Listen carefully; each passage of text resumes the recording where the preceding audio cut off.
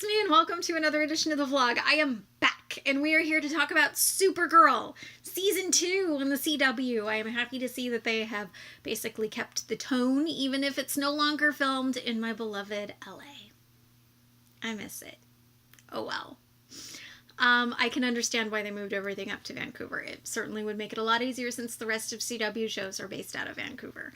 So fun stuff. Lots of things coming up. So I'm actually going to backtrack a little bit to last season. We were discussing who we would like to see play Superman if they were ever able to manage it. So when we were discussing who we thought, I had said Tyler Hoechlin.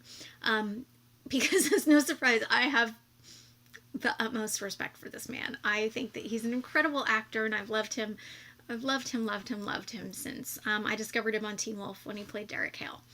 And the thing that stuck out in my mind, though, is that a few years back I went to a Teen Wolf convention, Days of the Wolf in Burbank, and my husband talked me into doing a photo op with him. And I stood in line and I was nervous, I was terrified. I have like the most awkward picture in the world with him because I was just so... This is the kind of guy he is, okay? There's a long line of people waiting to see him. And you get to the front of the line and he looks at you and smiles and says, "Hi, I'm Tyler. It's nice to meet you." And, you know, like, the first thing I thought was, well, of course you're Tyler. Baby, don't you know? We all know who you are. But he's the kind of guy that was raised with it being rude not to introduce yourself to someone. I know people who in the press who met him and were like, he can't possibly be that nice. And they're like, oh my God, he is that nice. He is that genuine.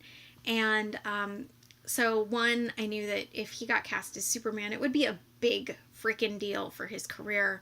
And two, I just knew that he could bring a lot of warmth and heart. And I felt like that's something that Superman needed. And so I am happy to say he did all of that. He managed to create two distinct but kind of linked personas between Clark and Superman, where Clark somehow manages to seem smaller than he is. Gee shucks. I mean, in his introduction, he was telling Perry over the phone that he would get something to him lickety split. And it's very Midwestern. It's very Clark. And then as Superman, he's taller, he's broader, but he's kind. He's playful. And so that made me very happy. This season also introduces Katie McGrath as Lena Luthor. That's Lex's sister. They set up that Lex is in jail for a gazillion life sentences. And that now she's running Lex Corp, which was being rebranded L Corp. And so she was the target of an assassination plot. Overall, Katie McGrath, for those of you who do not know who she is, she was on Merlin as Morgana. She also was in a Hallmark movie called Princess for Christmas with Roger Moore. But the reason I'm bringing up the Hallmark movie is that for Princess for Christmas, she played an American. And the accent wasn't always successful. And in this case, she has the American accent again. And it's not always successful, but I'm really looking forward to her. As a matter of fact, everything that was going down with this plot to kill her, the boy just kept walking by going, "She did it. She set it up." And, you know, to be fair, I think that's an excellent point, is that honestly, she could just blame it on Lex, make it look like it was Lex, and everyone would believe that he was, you know, pulling strings from jail, and, you know, it would make sense. But what better way to bring attention to the fact that she's rebranding and she's supposedly a very different person from her brother than making it look like her brother's trying to kill her. So it'll be interesting to see how that plays out, where this goes. We've been introduced to Project Cadmus, finally. We got to hear about that last season. Project Cadmus was this like super secret part of the DEO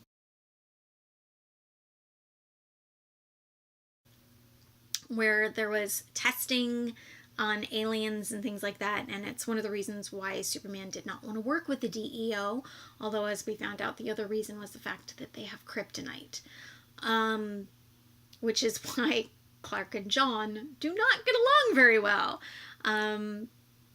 But I did like that they seemed to be working to work together for, I mean, the greater good and for Kara. So that was nice. Wynn is now an official employee of the DEO, which makes so much more sense than him staying at Catco. I mean, as great as it was to have him be around when Kara needed him, it just didn't make sense for all of his computer skills. But considering he helped save the world with his computer skills, it makes absolute sense that he would work for the DEO full-time. Clark and Lois are together. Phone conversations. They love each other. How cute is that? There's a lot of like really great happy stuff. Oh, Project Cadmus though. The bad guy who sounded like Alan Rickman, and I dare you to tell me he didn't, but John Corbin, who was shot by Lena, and then taken, he was experimented on by Project Cadmus and turned into Metallo. Now Metallo, for those of you who are not big Superman fans, he is a Superman villain. So I am sure, well, obviously, the promo for next week pretty much said we're going to find out everything there is to know about Metallo. So I'm not going to go into too in-depth, but next week we'll talk about Metallo. This week was really about setting up long stuff. I mean, there's, it's things about family, getting to understand who you are, which, I mean, I think that's a big lesson. Another big lesson that came in a part of the conversation with Kara and Clark was that she was talking about how jealous she was that he seemed to have it all together, that he knew who Superman was, he knew who Clark was, and he could balance all of that. And he laughed because he didn't. He doesn't. And this is the great secret of adulthood, people. Nobody has it together, no matter how much they seem to have it together. I have people who are like, it's so nice that you figured things out, and I have figured out absolutely nothing. I have a hard time balancing my day job and this, and my husband and my kids, and everything that I want to do. It's hard to find that balance, and so you juggle it and you try to do the best you can. Sometimes I prioritize my husband and my kids, which is why I didn't do any videos over the summer, because they were far more important over the summer, as was my job. my day job is very important. But that's the great secret. No one really knows. No one really has it down. All you do is keep trying and keep learning. And so I thought it was very important that they put that in there. And as always, Kat Grant dropping truth bombs everywhere. That it's important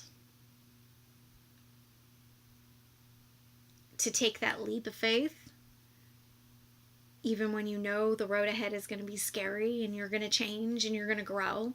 That is a big thing. And I think that especially with a lot of the stuff that's going on in the world right now, it's important to be able to look back on your own behavior and who you are and grow from it. The journey and the growth along the journey is important. Looking to see where you started, where you've gone is important too, but the journey itself is very important, even if it's difficult, even if it's challenging. And I do like that they make sure to let people know that it's hard and you sometimes have to make sacrifices and sometimes you don't make the right decision, but it's never too late to change. It's never too late to try.